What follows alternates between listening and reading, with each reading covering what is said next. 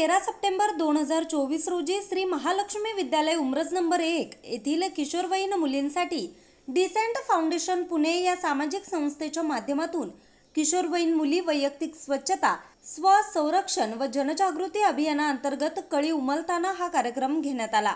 मुलींनी मासिक पाळीबाबत काही शंका किंवा प्रश्न असल्यास आपल्या आईशी, शिक्षिकेशी किंवा डॉक्टरांशी मनमोकळेपणाने बोललं पाहिजे। या वयात शरीरात होणाऱ्या बदलांविषयी जाणून घेतलं पाहिजे। तसेच जर काही त्रास होत असेल तर त्याविषयी निसंकोचपणे बोललं पाहिजे।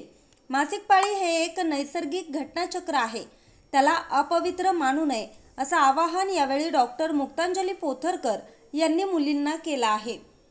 यावेळी मासिक पाळीच्या काळात स्वच्छता कशी करावी, पर्यावरणपूरक सॅनिटरी पॅडचा वापर कसा करावा, त्याची विल्हेवाट कशी लावावी, या काळात आहार कसा असावा, व्यायाम कसा करावा याबाबत त्यांनी मुलींना मार्गदर्शन केलं। तसेच प्रकाश चौधरी यांनी मुलींना मानसिक आरोग्य या विषयावर मार्गदर्शन करत असताना मोबाईलचा योग्य वापर करा, आई वडील आपले दैवत आहेत, त्यांच्याशी संवाद ठेवा आणि चांगली संगत करा असं आवाहन मुलींना केलंय।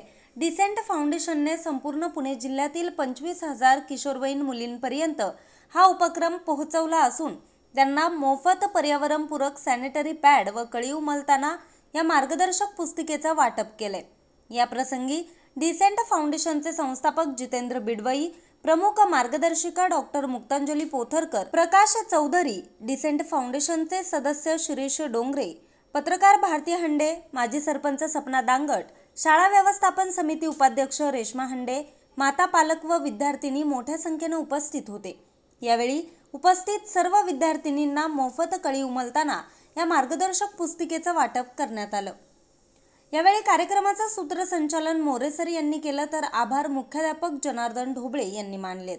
यावेळी डॉक्टर मुक्तांजली पोथरकर यांनी मुलींनो, चांगला स्पर्श, वाईट स्पर्श ओळखा।